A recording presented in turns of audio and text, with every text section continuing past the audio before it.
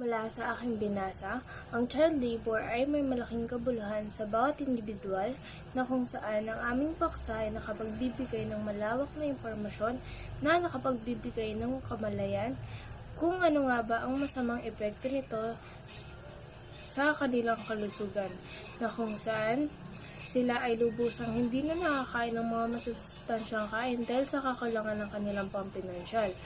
At bukod naman dito is sa education o edukasyon, na kung saan sa murang edad sila ay nagtatrabaho, na kung saan sila ay hindi na nakapag-aaral dahil sa kakulangan din ng pampinansyal, na kung saan wala sa kanilang magsusuporta.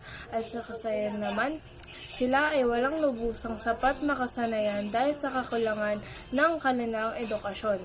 Kung kaya naman sila ay hindi marunong magbasa o magsulat.